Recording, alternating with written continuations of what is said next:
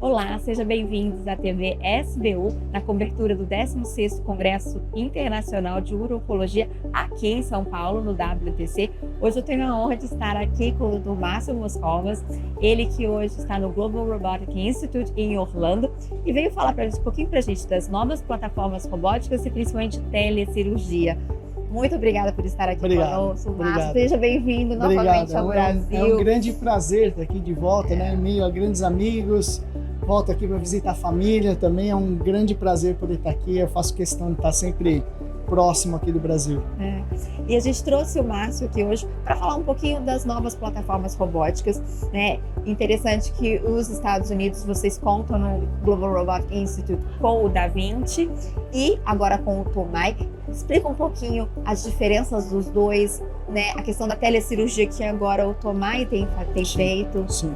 É interessante falar, acho que a gente colocando num cenário global, né, de novas plataformas, a partir de 2019 a gente viu um boom, né, das novas plataformas quando caiu a patente da Intuitive e principalmente na Ásia. A Ásia foi um grande precursor agora de novas plataformas e eles começaram a instalar essas tecnologias, né, de telecirurgia, mas com uma demanda assim dos governos locais, porque é um país continental muito grande, ainda precisa médicos, então eles começaram a fazer essas pesquisas já, e a partir de 19, quando caiu esse privilégio da Intuitive, essas novas plataformas vieram ao mercado. Mas no mercado chinês, então nós não conhecíamos muito aqui. Saíram alguns artigos, um artigo ou outro, e o Patel teve essa ideia ele foi para a Ásia coincidentemente para fazer um simpósio, e na conferência ele viu todas as plataformas e ele começou a trazer para os congressos dele. Agora a gente já tem elas bem conhecidas. Em termos de Estados Unidos, falando de Estados Unidos, a gente tem lá a Intuitive, né? No nosso centro nós temos dois, da 25, que é a mais nova geração, né? O upgrade do XZ, uma ótima plataforma e etc. E também temos dois Tomais para pesquisa. Então essas pesquisas, elas são algumas das publicações que nós fizemos recentemente. Então essas pesquisas elas visam colocar a tecnologia como funcionante, né? Então é aquela prova de conceito primeiro, né? Todo estudo você precisa ter um conceito de que funciona. Funciona, aí é bom, melhor ou pior, e aí você faz a aplicação aí para a população. Então lá nos Estados Unidos nós fazemos vários testes e estudos, né? Principalmente com Xangai, operando animais. Fizemos aqui com São Paulo, também no Brasil, com o centro da Microport aqui, com Europa. Temos conectado aí com diversas regiões do mundo. Mas é por enquanto para pesquisa, não está liberado para seres humanos dos Estados Unidos. A grande plataforma lá que tem um estudo robusto é a Mira, né, que a gente estava conversando, que é a plataforma do espaço, então Mira, M-I-R-A. Eles lançaram no céu de Nebraska, 400 quilômetros de altura, então fizeram um teste, então cirurgião aqui na Terra, operando o robô lá em cima, não um ser humano, mas fazendo testes na borracha, etc.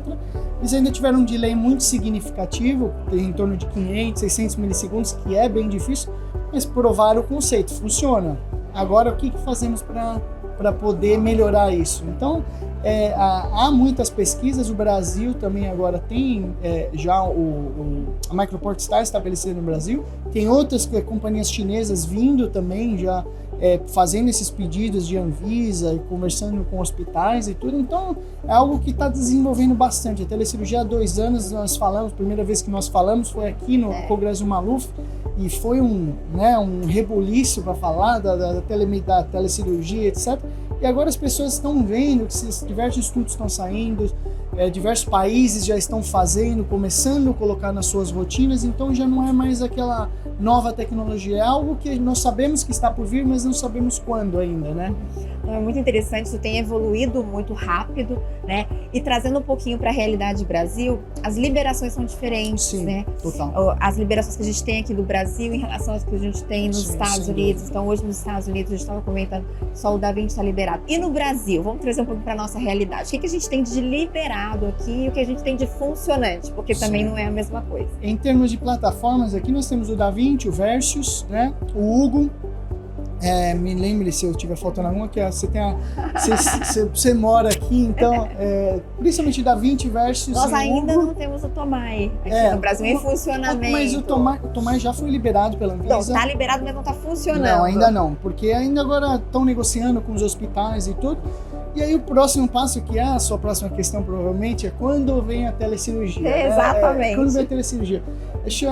A telecirurgia, a gente tem feito muitos trabalhos mostrando os benefícios, mas é algo que, quando nós estamos apresentando na plenária, é algo muito bonito, mostrando tudo que é a capacidade, só que as entrelinhas delas, elas são muito complexas, porque envolve uma série, imaginando uma corrente, envolve diversos elos dessa corrente. Não é só a questão técnica, tem toda a questão ética por Exato, trás. tudo. Nós escrevemos artigos de todos os jeitos, desde a implementação, parte ética, agora saímos com um Delphi Consensus.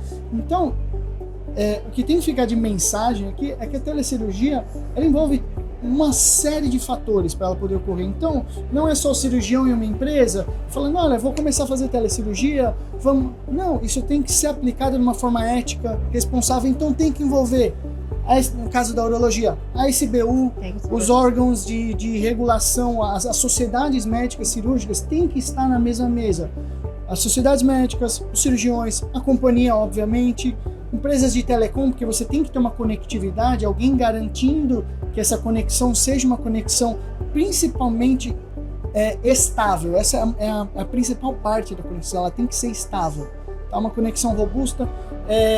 Os órgãos, obviamente, governo, tem que estar envolvido, porque há diversas áreas do Brasil que vão ser privilegiadas com essa tecnologia. Isso necessariamente tem que ter o governo no meio, tem que ter representantes CFM, CRM. Então, eu tenho um slide na minha aula que é o paciente no centro, e em volta tem uns 20 membros ali, e todos têm que estar de acordo. Isso não é algo que é um cirurgião que traz, o tal cirurgião que trouxe com a companhia, vamos começar a fazer. Não, porque implicam em uma série de fatores. E outra também é a parte de logística, porque quando a gente fala em telecirurgia, na nossa área a gente pensa em robótica, né? Então, porque automaticamente é o que nós fazemos, cirurgia robótica, mas pense o tanto de privilégio que a telecirurgia vai poder trazer, uma biópsia.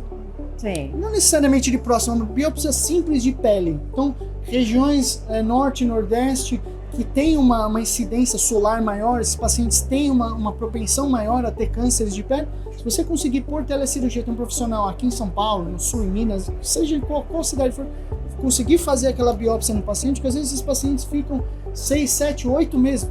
Quantos pacientes você vê assim, trabalhando no SUS? Eu via na residência, chegava um paciente, estava 8 meses sem ter uma biópsia, não é uma biópsia de pulmão, uma biópsia simples que alteraria totalmente o desfecho daquele paciente. Então, biópsias, procedimentos como vascular, então neurovascular, o paciente tem um AVC, em torno de 70% dos pacientes eles não conseguem chegar num centro de hemodinâmica, um centro de apropriado para fazer o tratamento a tempo. Então isso é massa encefálica, esse paciente ele vai ficar desabilitado, 30% vai morrer, 30%, 40% vai ficar desabilitado. Então quanto custa isso para o país? Quanto custa um paciente ficar acamado por causa de um AVC por 25 anos? Vai precisar de fisioterapeuta, vai ter pneumonia de repetição, vai fazer escara, vai ter que fazer debridar a escara por causa de todos esses fatores, antibióticos, Então, quando falam de custos da telecirurgia, eu coloque um paciente desse por 20 anos, ele provavelmente ele vai pagar o centro de telecirurgia ali de uma cidade inteira. Porque ele vai gastar muito, ele vai precisar muitos recursos depois. São muito mais aplicações do que a gente coloca na mesa para discutir. Exato, realmente. exato. E a gente tem, aqui principalmente no Brasil, um país muito grande, muito disparo, né? Então realmente, né, poderia auxiliar em vários aspectos. Sem dúvida nenhuma. E só para títulos de informação, a questão da telecirurgia já foi feita com o Tomai e com o Mira, né? O Da Vinci ainda não tem essa plataforma de Da telecirurgia. Vinci ainda não entrou no mercado, mas assim, nós sabemos que eles têm a tecnologia, porque nós treinamos com um duplo console.